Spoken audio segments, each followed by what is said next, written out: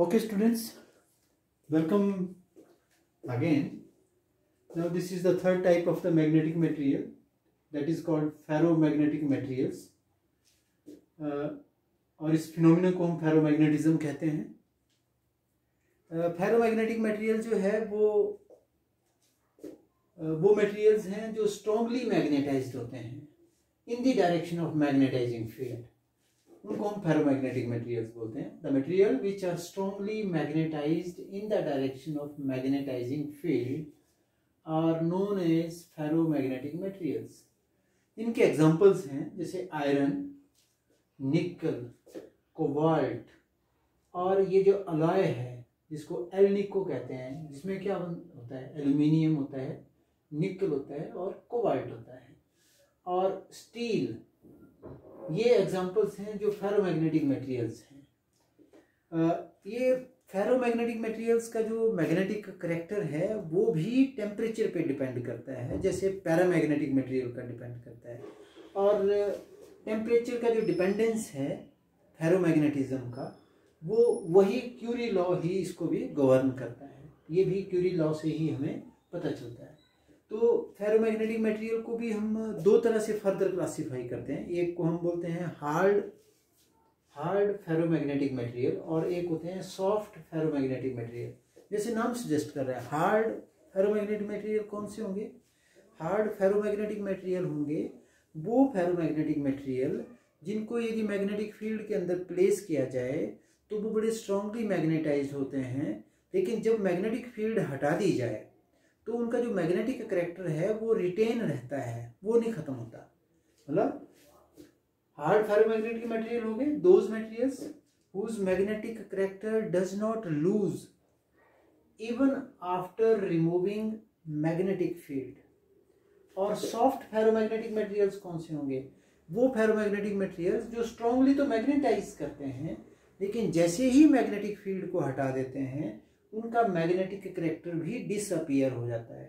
तो इसको हम कहेंगे those materials whose magnetic character disappears as soon as the magnetizing field is removed।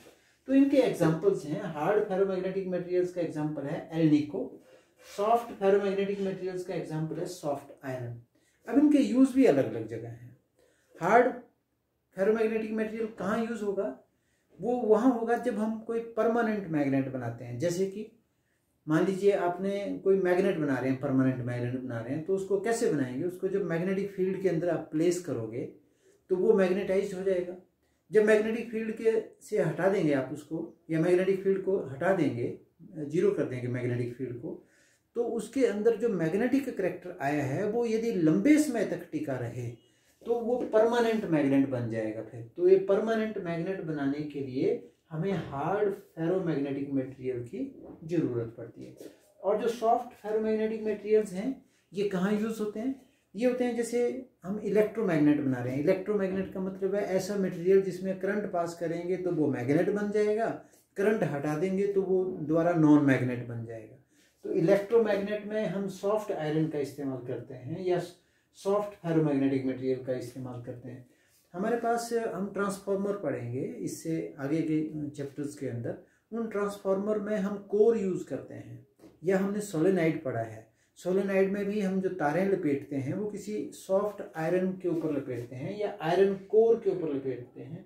तो जो ट्रांसफार्मर का जो कोर है या जो सोलेनाइड का जो कोर है या जो इलेक्ट्रोमैग्नेट्स हैं वो किस चीज़ के बनने चाहिए? वो फेरोमैग्नेटिक मटेरियल के बनने चाहिए कि जब आप मैग्नेटिक फील्ड अप्लाई करें तो वो मैग्नेटाइज हो जाएं, जब मैग्नेटिक फील्ड को हटा दें तो उनका मैग्नेटिक करेक्टर जो है वो भी हट जाए। तो इनके जो फेरोमैग्नेटिक मटेरियल्स हैं, इनके दोनों टाइप्स के जो मटेरियल्स हैं इनके यूज़ भी अलग अलग जगहों पे अलग अलग तरह के हैं।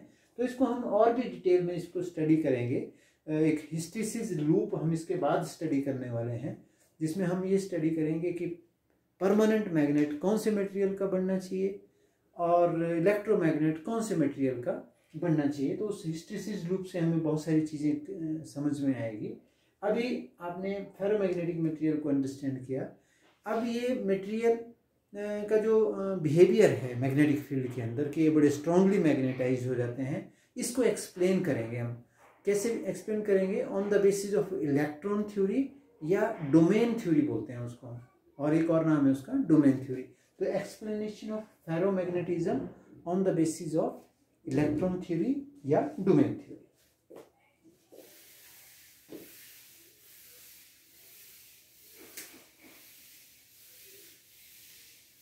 तो इसको हम स्टडी करेंगे। ये बहुत इंपॉर्टेंट क्वेश्चंस हैं और बहुत बार ये एग्जाम में आते हैं। Explanation of paramagnetism, explanation of ferromagnetism, explanation of diamagnetism, ये एक आधा क्वेश्चन जरूर एग्जामिनेशन के अंदर होता है। तो explanation of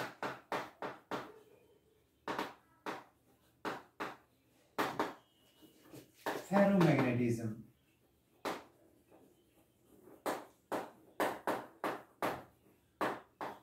on the basis of domain theory, हम नया वर्ड यूज कर रहे हैं यहाँ पे, डोमेन थ्योरी और इलेक्ट्रॉन थ्योरी। डोमेन थ्योरी और इलेक्ट्रॉन थ्योरी, इसको हम एक्सप्लेन करेंगे। Let me see how is the light is okay।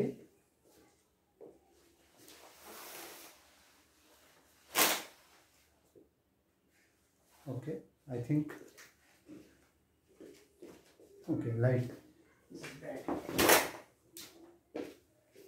तो हम इसको एक्सप्लेन करेंगे on the basis of domain theory. Now domain is what is domain? फिर से वही क्वेश्चन है कि ये जितने भी सब्सटेंसेस हैं ये एटम्स के बने हैं, और एटम्स के अंदर इलेक्ट्रॉन्स हैं जो न्यूक्लियस के चारों तरफ घूम रहे हैं। और वो जो इलेक्ट्रॉन्स हैं उनकी दो तरह की मोशंस हैं। एक को हम ऑर्बिटल मोशन बोलते हैं, जैसे सूरज के चारों तरफ पृथ्वी घूमती है, उसको मतलब एक पूरे गोले में घूमती है, उसको ऑर्बिटल मोशन बोलते हैं। वैसे ही न्यूक्लियस के चारों तरफ इलेक्ट्रॉन भी घूमते हैं।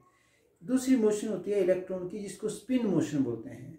तो वो स्पिन भी कर रही होती है, जैसे पृथ्वी स्पिन भी करती है, जिससे रात और दिन बनते हैं। तो वैसे ही इलेक्ट्रॉन भी स्पिन करते हैं। तो जो इलेक्ट्रॉन की मोशन है एटम के अंदर अराउंड द न्यूक्लियस, उस मोशन की वजह से इलेक्ट्रॉन जो है वो करंट की तरह बिहेव करता है, और उस करंट के करने की वजह से, करंट की तरह बिहेव करने की वजह से वो जो एटम है वो डाइपोल की तरह एक्ट करता है। तो हर एटम का अपना अपना डाइपोल मोमेंट होता है। ये हमने डायमैग्नेटिक मटेरियल में भी पढ़ा था, पैरामैग्नेटिक मटेरियल में पढ़ा था। यहाँ पे हम वही स्टडी कर रहे हैं। लेकिन यहाँ पे डिफरेंट क्या होता है? यहाँ पे क्या होता है कि जो एटम्स हैं वो आपस में भी बहुत क्लोज होते हैं और उनकी इंटरेक्शन होती है। वो एक डोमेन बना देते हैं, एक एरिया बना देते हैं। ऐसा जो सब्सटेंस है फेरोमैग्नेटिक, वो डिवाइड हो जाता है डिफरेंट एरियाज में। वो डिफरेंट एरिया में डिवाइड हो जाता है। ये कोई भी ऐसे डिफरेंट एरिया में डिवाइड हो जाता है। और वो जो डिफरेंट एरियाज हैं उसमें जितने भी एटम्स होते हैं, उस एरिया में जितने भी एटम्स होते हैं, उन सब का डाइपोल मोमेंट जो है वो एक ही डायरेक्शन में होगा। जो अदर्स होंगे उनका अलग तरफ को होगा। इस डोमेन में जितने भी एटम्स हैं उनके डाइपोल मोमेंट किसी और डायरेक्शन में है। इस डोमेन में जितने भी एटम्स हैं उनके डाइपोल मोमेंट किसी और डायरेक्शन में है। इस डोमेन में जितने भी डाइपोल हैं वो उनके एटम्स हैं, उनके डाइपोल मोमेंट अलग डायरेक्शन में है। यहाँ पे किसी और तरफ को है। ये एरो जो है ये एटम्स को बता रहा है, ये एटम्स के डाइपोल मोमेंट है। यहाँ पे किसी और तरफ को है। मतलब जो सब्सटेंस है उसमें एटम्स हैं, हर एटम डाइपोल की तरह एक्ट करता है, लेकिन जो सब्सटेंस है वो एरिया में बंटा हुआ है। और डिफरेंट एरियाज के अंदर जितने भी एटम्स होते हैं उनके डाइपोल मोमेंट एक ही तरफ होते हैं। अब ये जो एक तरफ क्यों होते हैं, इसके लिए थ्योरी दी गई है कि ये जो एटम्स हैं ये आपस में म्यूचुअल इंटरेक्शन करते हैं। म्यूचुअल इंटरेक्शन का मतलब है कि इनमें एक्सचेंज होता है आपस में। जब उनमें एक्सचेंज होता है आपस में तो इनके बीच में अट्रैक्टिव फोर्स क्रिएट होती है, और वो सारे के सारे एटम जो हैं वो एक ही तरफ को अलाइन करते हैं। जैसे फॉर एग्जांपल हम किसी पंचायत में चुनाव होने वाले हैं, हमारे हिमाचल में पंचायती चुनाव होने वाले हैं, तो पंचायत चुनाव के अंदर एक प्रधान का इलेक्शन भी होता है। तो प्रधान का इलेक्शन जो है वो लोग, बहुत सारे लोग खड़े होते हैं प्रधान बनने के लिए।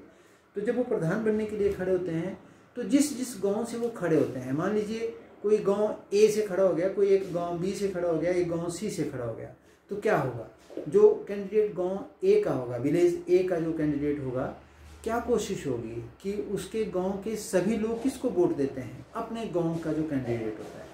तो उनके क्यों वोट करते हैं, क्योंकि उनकी आपस में म्यूचुअल इंटरेक्शन होती है, वो एक दूसरे के घरों में जाते हैं, एक दूसरे से मिलते जुलते हैं। लेकिन जो दूसरे गांव का कैंडिडेट है उसके साथ उतनी म्यूचुअल इंटरेक्शन नहीं होती है। तो ऐसे उनको हम डोमेन बोलते हैं, मतलब ये सम सॉर्ट ऑफ ये विलेजेस हैं। इस विलेजेस के अंदर जितने भी एटम्स हैं उन सब के डोमेन्स, सबके डाइपोल मोमेंट एक ही तरफ को हैं, इसके एक ही तरफ को हैं, इसके एक ही तरफ को हैं। लेकिन यदि हम इसको ओवरऑल देखें तो जो नेट डाइपोल मोमेंट निकलेगा इन सब का जोड़ करके वो 0 निकलता है, क्योंकि किसी के लेफ्ट साइड को है, किसी के राइट साइड को है। तो जो नेट डाइपोल मोमेंट यहाँ निकलता है, net dipole moment in absence of magnetic field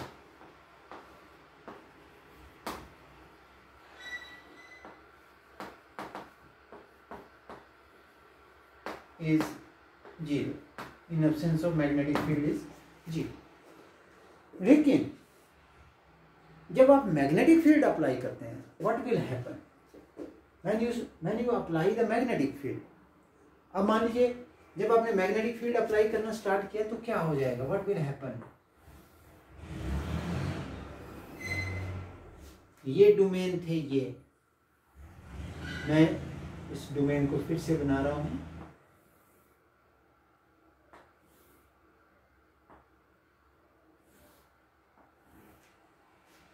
इस डोमेन में मैग्नेटिक फील्ड थी इस तरफ को, ये डाइपोल थे इस तरफ को। अब आपने in presence of magnetic field, आपने मैग्नेटिक फील्ड लगा दी, in presence of magnetic field भी किस तरफ को है, इस तरफ को है मैग्नेटिक फील्ड। अब क्या होगा, जिस तरफ को मैग्नेटिक फील्ड होगी उस तरफ जिस डोमेन के डाइपोल्स हैं, अब देखिए इस डोमेन के डाइपोल किस तरफ को हैं, जिस तरफ को मैग्नेटिक फील्ड है, इसका साइज बड़ा होना स्टार्ट होगा, इसका साइज बड़ा होना स्टार्ट होगा, ये एक्सपेंड करेगा और ये एक्सपेंड कर जाएगा, इसके भी बदल जाएंगे इसी तरफ को। फिर ये दूसरा भी एक्सपेंड होगा, दूसरे में भी चेंज आएगा, क्योंकि इसका साइज बड़ा होता जाएगा। क्यों, क्योंकि इसको मैग्नेटिक फील्ड की सपोर्ट मिली है, ये भी बड़ा होता जाएगा। धीरे धीरे क्या हो जाएगा, सभी डोमेन्स के डाइपोल्स किस तरफ को अलाइन कर जाएंगे, एक ही तरफ को अलाइन कर जाएंगे, जिस तरफ को आपने मैग्नेटिक फील्ड अप्लाई की है। किसके इम्पैक्ट में अलाइन करेंगे, मैग्नेटिक फील्ड के। तो कौन सा डोमेन एक्सपेंड करता है, वो डोमेन एक्सपेंड करता है जिसकी डाइपोल्स मैग्नेटिक फील्ड की डायरेक्शन में अलाइंड होते हैं, वो एक्सपेंड करता है on the cost of other domain. And after some time, when the magnetic field becomes quite strong, then all the domains, they will align in the direction of applied magnetic field. So now this substance which has no magnetic moment in the absence of magnetic field now has very large magnetic moment in presence of magnetic field. So there is net dipole moment.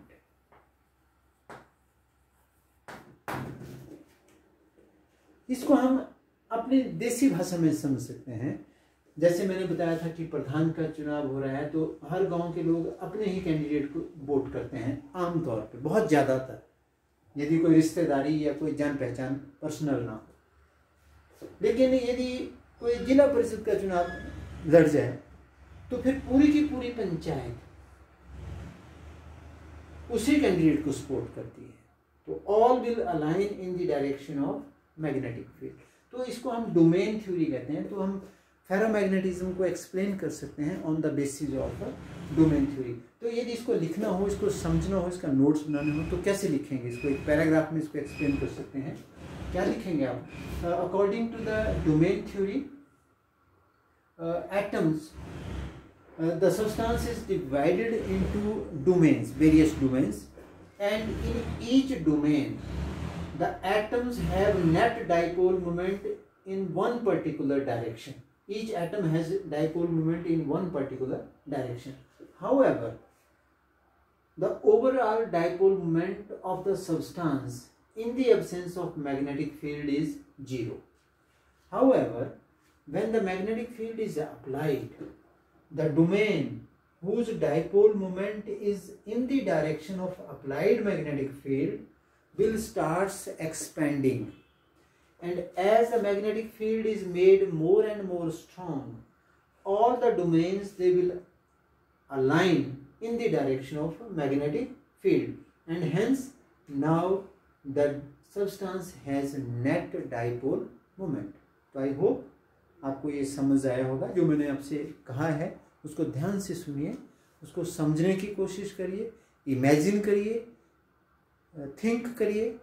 और जब आप imagine करेंगे, सोचेंगे, एक imaginary picture बनाएंगे अपने दिमाग में, तो आपको ये जो टॉपिक्स हैं, फेरोमैग्नेटिज्म है, पैरामैग्नेटिज्म है, डायमैग्नेटिज्म है, ये आपको समझ आएगा। अब मैंने आपको बताया था कि ये जो फेरोमैग्नेटिज्म है ये भी टेम्परेचर पे डिपेंड करता है। तो मैंने आपको बताया जैसे जैसे आप सब्सटेंस को हीट करेंगे जो फेरोमैग्नेटिज्म है वो कम होता जाएगा।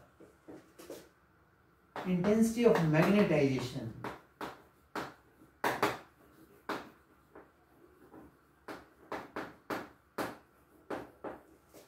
Decreases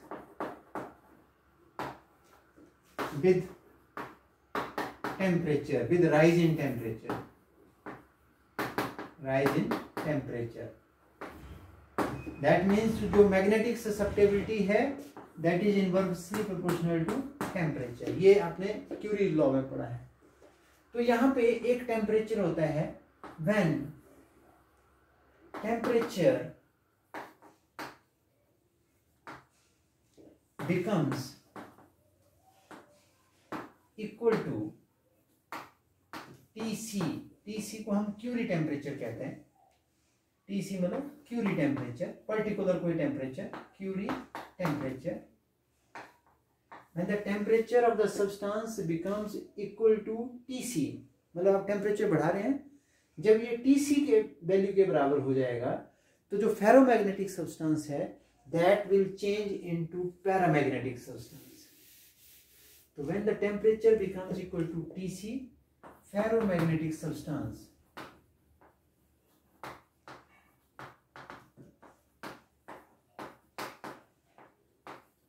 changes into paramagnetic substance.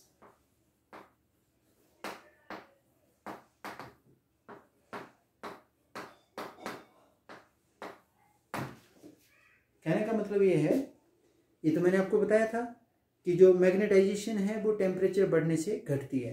तो फेरोमैग्नेटिक मटेरियल की मैग्नेटाइजेशन तो सबसे ज़्यादा होती है। तो जैसे जैसे टेम्परेचर बढ़ाएंगे तो उसकी मैग्नेटाइजेशन कम होती जाएगी। जब टेम्परेचर इतना ज़्यादा बढ़ा देंगे कि उसकी मैग्नेटाइजेशन जो है वो बहुत कम हो जाए, किसके बराबर हो जाए, जितनी पैरामैग्नेटिक मटेरियल की होती है, तो उस टेम्परेचर को, उस टेम्परेचर की वैल्यू को क्यूरी टेम्परेचर कहते हैं। उसको क्यूरी टेम्प तो आपसे पूछा जाए व्हाट इज क्यूरी टेम्परेचर, तो क्यूरी टेम्परेचर क्या होगा? Curie temperature is the temperature at which the ferromagnetic material changes into paramagnetic material. इसे ध्यान से सुन लीजिए, Curie temperature is the temperature at which the ferromagnetic material changes into paramagnetic material. तो I hope आपको ये अच्छी तरह से समझ आया होगा। आप वीडियो को एक बार, दो बार ऑफलाइन मोड में भी आप सुन सकते हैं। इसको आप एक बार ऑनलाइन मोड में सुनिए, उसके बाद इसको डाउनलोड कर लीजिए और ऑफलाइन मोड में आप जब चाहें इसको आप तब भी आप देख सकते हैं। तो इनको बार बार देखिए, आपको डेफिनेटली समझ में आएगा। Okay, thank you.